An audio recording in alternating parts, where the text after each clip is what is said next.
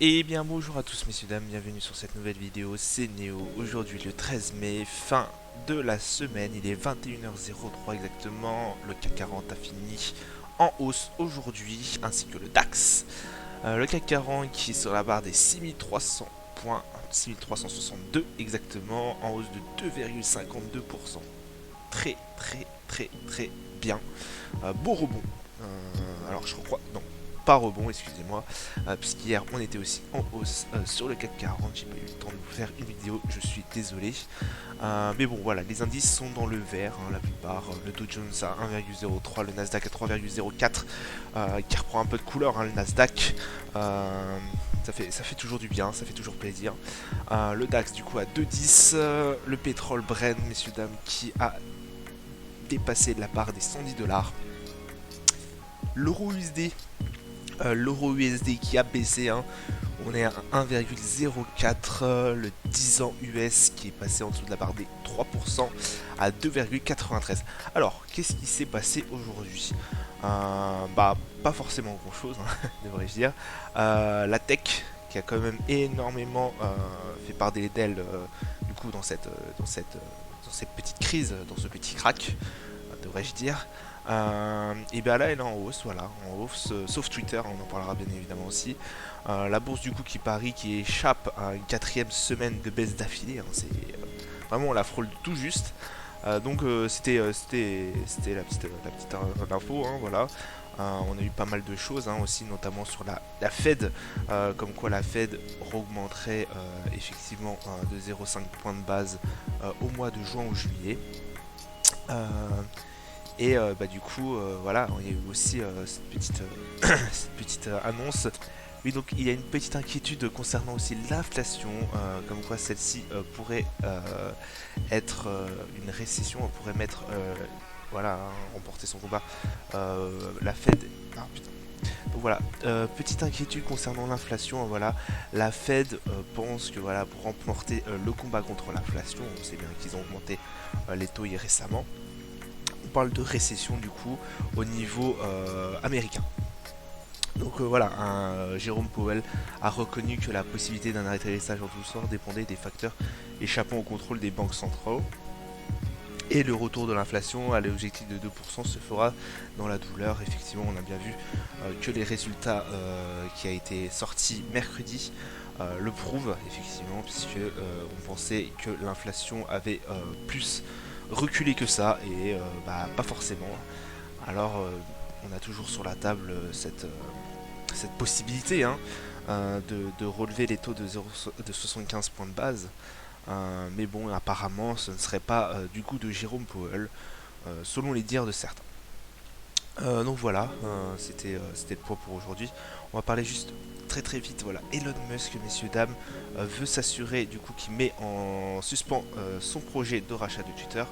Le patron de Tesla, en fait, il veut s'assurer qu'il y ait que 5% de faux comptes qui soient présents sur la plateforme Twitter, qui a fait dégringoler bah, du coup la cotation de Twitter sur le Nasdaq. On va vite fait parler du Michigan Consumer Sentiment Prel qui était en baisse. Aujourd'hui, c'était la grosse annonce qu'on attendait à 15 heures, qui n'a pas forcément fait bouger énormément les marchés financiers. Mais voilà, c'était la seule qui était d'aujourd'hui. Hop, pour, pardon, hop, pour le 16. Donc du coup, pour lundi, on va pas avoir non plus de grand chose. On a juste pardon. Alors, pour lundi, du coup, on a le production industrielle de la Chine à 3 heures du matin. On n'a pas de grand chose, voilà, on a juste la Chine le lundi à regarder, voilà, production industrielle en annuel. C'est la seule grosse annonce bah, qu'il y a pour lundi. On va aller tout de suite sur les marchés. Alors, sur le Nasdaq, du coup, on est aux alentours des 1200, des 12 300 points. Donc beau rebond, un très très beau rebond. Regardez ce qui a fait le Nasdaq toute la journée. En D1, ça va être plus impressionnant. Hop, on a fait, on est repassé sur des gains d'il y a 3 jours. Là, on est repassé à peu près sur la même chose, voilà, que sur les points qu'il y a 3 jours. Mais Nasdaq qui reste ici, hein, messieurs dames, on voit très très bien sur ce graphique. Le S&P c'est pareil, hein, il revient sur la barre des 4000 points, très très bien ça aussi. Hop, le Brent qui est à 112 $, hein, 112 $, mais effectivement vous l'avez vu sur investir, il est à 110 $ et quelques, donc qui s'offre un beau, il est toujours dans sa range, hein, voilà, je reste toujours sur cette range là, et voilà, très intéressant le pétrole à regarder, puisqu'effectivement quand les marchés se portent mieux d'un seul coup, et la Chine aussi, la Chine avec le Covid, du coup le pétrole se porte mieux et on voit bien son prix augmenter. Le gold qui a cassé sa range, mais hop, voilà, il y en a une, enfin hop, il y en a une autre ici, donc voilà, ça reste assez constant. Le gold, bon, le gold qui fait quand même une petite baisse. L'euro USD, messieurs, d'un 1,04, on a cassé la barre des 1,05, la barre symbolique, hein, des 1,05. Très compliqué, très compliqué. Hop, on n'a pas vu le CAC. Le CAC qui revient sur la barre des 6300 points, hein. Tant mieux d'ailleurs, on va peut-être réintégrer cette range. Là on est en tout cas sur le support. Est-ce qu'on va y rester pour lundi, à prendre avec des précautions? Voilà, on sait toujours que l'inflation nous guette, messieurs dames. Et sur et sur le Bitcoin, hop, on est en dessous, hein. Voilà, on a bien cassé la barre des 30 000 $.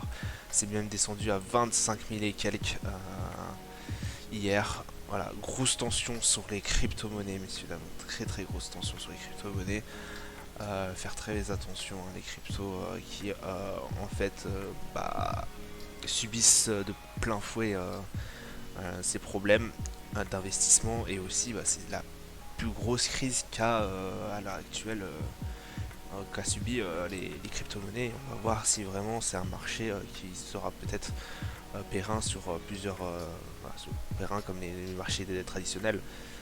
Voilà, pour moi ça va être la grosse crise, mais ça on en reparlera dans Crypto Hebdo.